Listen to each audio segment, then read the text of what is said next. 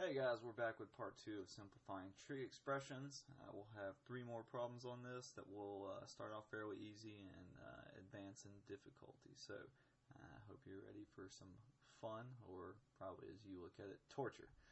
So let's take a look at the first problem. We have cosine of theta times the tangent of theta plus the sine of theta times the cotangent of theta. So as we mentioned in the last video, if you haven't watched it, go ahead and check it out. The first thing we want to look for is see if anything's squared, so we can look at the Pythagorean identity.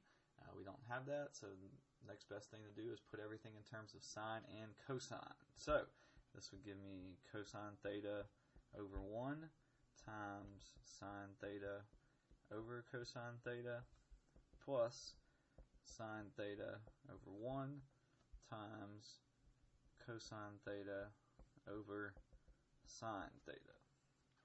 And so if I look at this, I can see that my cosine here and here would cross out, my sine here and here would cancel out, and so I'd be left with sine theta plus cosine theta. Now this is a little different from some of the answers we've gotten on a few of the past ones. So it is not just one trig function or a whole number. However, this is as far as we could reduce this down. So this is an instance where this is as far as we can take it. Alright, so if you need another second to copy that down, go ahead and pause the video. Otherwise, we're going to put up the next problem. Turning off the projector light because it's kind of blinding the board at points.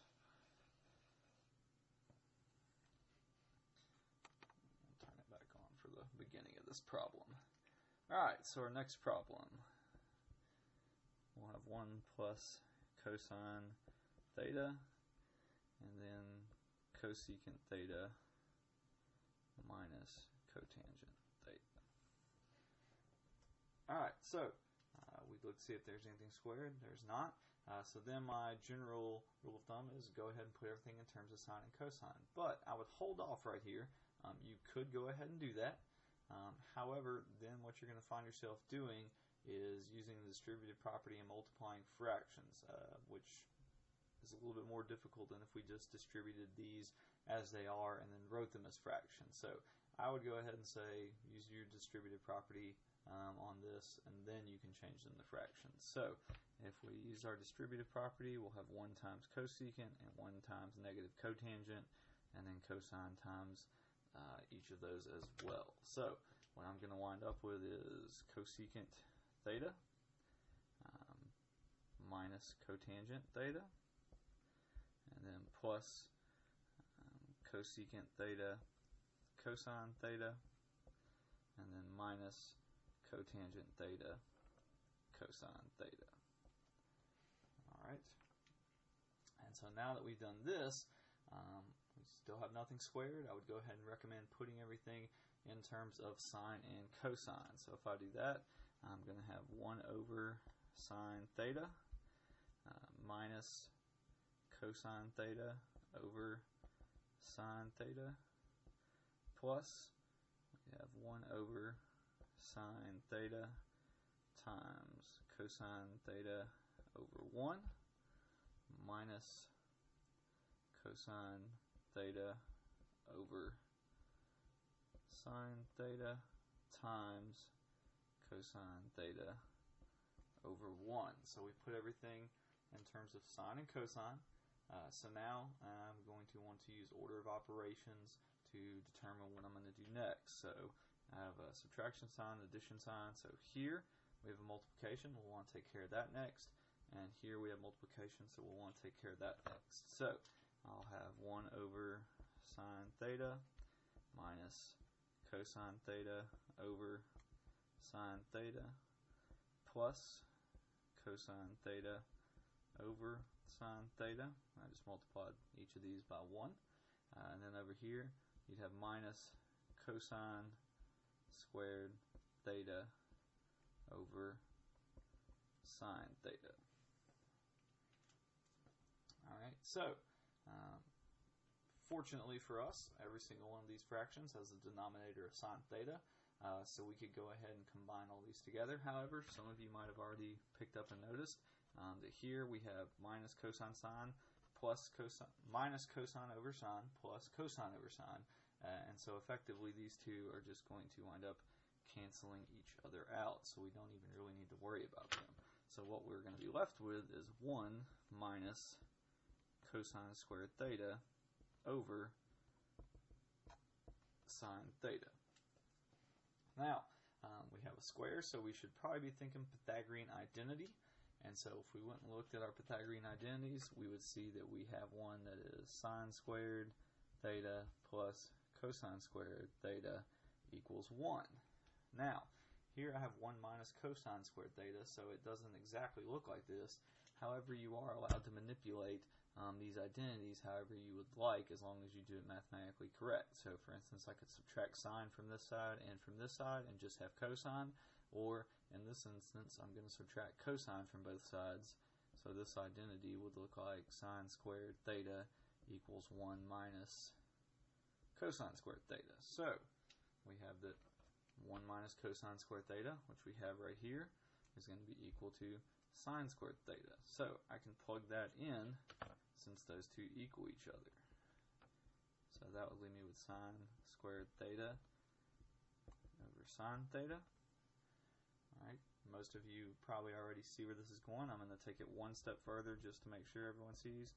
On top, you essentially have sine times sine, and that is over sine. So what's going to happen is two of these will cancel out, and I'll be left with sine theta as my answer for this problem. Alright, so another long one, kind of had a little bit of everything. We had to multiply using distributive property. We had to change things in terms of sine and cosine. We had to remember our order of operation and fraction rules, and we had a Pythagorean identity in it as well. So that one kind of encompassed everything. If you need another second to write it down, go ahead and pause the video. I'm going to erase this, and we're going to do the last problem, which was a bit of a doozy. So give me 1 second to get the board erased.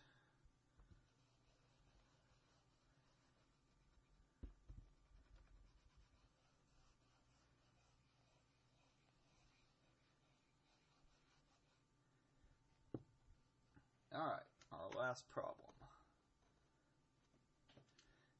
We have 1 plus cotangent squared theta minus cosine squared theta minus cosine squared theta times cotangent squared theta. Alright, so right off the bat we all see the squared, so we are probably thinking Pythagorean identity, and we will wind up using a couple of different Pythagorean identities as we progress through this. Now, this one took a lot of time to work out. This is something that you might have tried several different ways. I know I tried several different ways and got hung up on each one before I finally got to the final answer. So I always tell my students, for these problems, you can wind up trying to work them in several different ways, and you have to start over. I certainly did, just for show. Here's what my page looked like whenever I was working this myself. So I started up there at the top, tried something, didn't work, moved here to the middle, tried something, didn't work, moved down here, tried something, didn't work, moved down here, tried something, didn't work, before I finally got to the very end where I made it work out. So just keep in mind that this doesn't always work out for you on the first try. Sometimes you really have to persevere and just try some different things. Alright, so you may have been tempted. You may have already seen that 1 plus cotangent squared is one of our our Pythagorean identities, and that's true. So we could go ahead and look at that. 1 plus cotangent squared equals, write it up here, cotangent squared equals cosecant squared. Okay, so 1 plus cotangent squared equals cosecant squared. So therefore, I'm going to take this and change that to cosecant squared.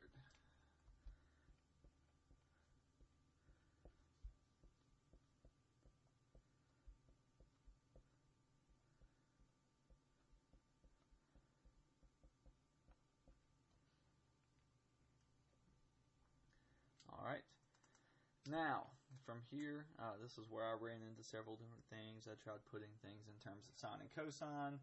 I had originally tried changing that 1 to sine squared and cosine squared. Neither of those worked out.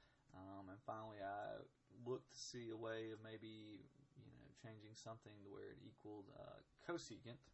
And so if you look over here, you have cotangent by itself. So I looked at my identity up here and said, well, if I wanted to, I could make cotangent squared equal cosecant squared minus 1.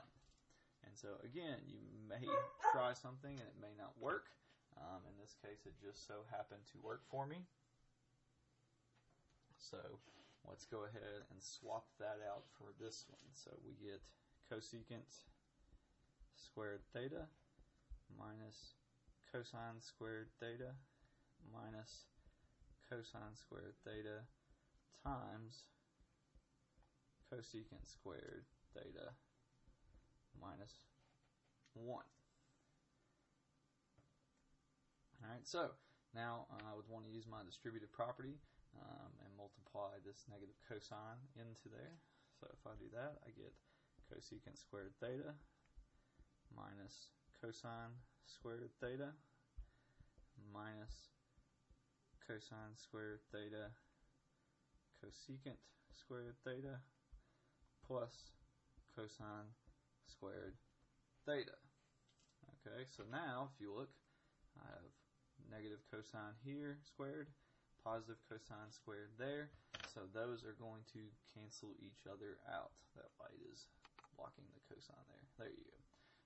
So these two are going to wind up canceling each other out. So all I'll be left with is cosecant squared theta minus cosine squared theta cosecant squared theta.